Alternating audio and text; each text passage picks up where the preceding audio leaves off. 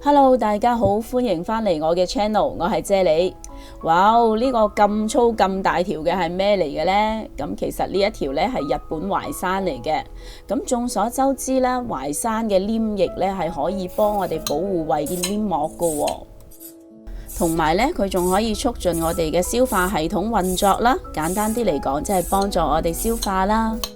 咁日本淮山嘅黏液呢，就比中國淮山嘅黏液更多、更濃厚嘅。咁即係話呢，若果係有胃痛嘅人士啦，咁就更加適合食日本淮山啦。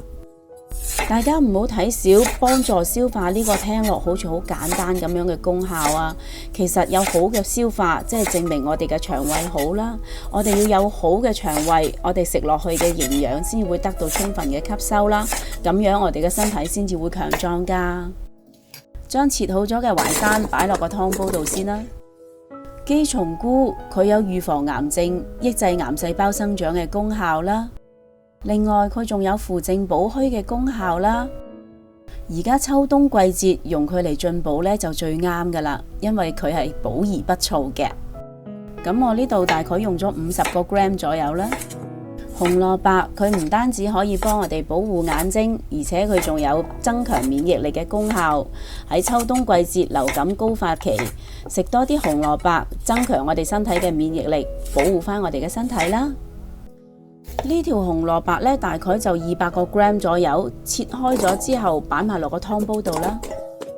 另外呢度我準備咗大概30個 gram 左右嘅眉豆啦，因為呢佢係補腎健胃嘅，咁佢就可以同日本淮山嘅功效做到相輔相成啦。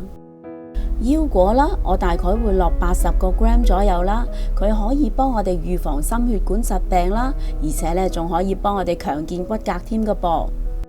而且佢含有不飽和脂肪酸，可以幫我哋降低膽固醇噶。呢度我仲準備咗3粒養血安神嘅蜜棗啦。若果你都係經常失眠嘅人士，煲湯嘅時候不妨落幾粒蜜棗落去啦。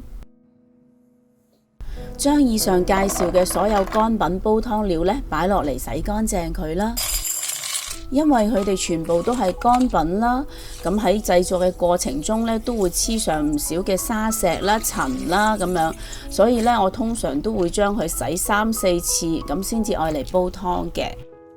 為咗避免植物蛋白同埋各種營養元素嘅流失啦，咁呢啲煲湯嘅乾品呢，我通常都唔會喺煲湯之前去浸佢嘅。而且呢，我仲會用凍水擺落去煲啦，咁樣先至可以將所有嘅營養元素保留喺啲湯入邊啦。同埋呢，用凍水煲出嚟嘅湯呢，係會特別鮮甜、特別好味噶。加入大概3 lit 左右嘅水，咁就可以拎去煲啦。我會開着咗個大火啦，將個湯煲滾咗去先，大概需時15分鐘左右嘅。咁話咁快15分鐘就已經過咗去啦，睇下啲湯已經滾到好開心啦。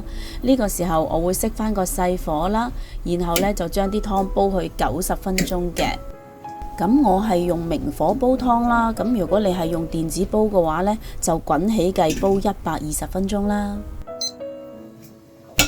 哇，好香啊！一打開個蓋，一陣姬松菇特有嘅香味撲鼻而嚟，好香。個湯煲得咁靚咁濃郁，我呢個時候梗係要試下佢先啦，睇下佢咩味道先。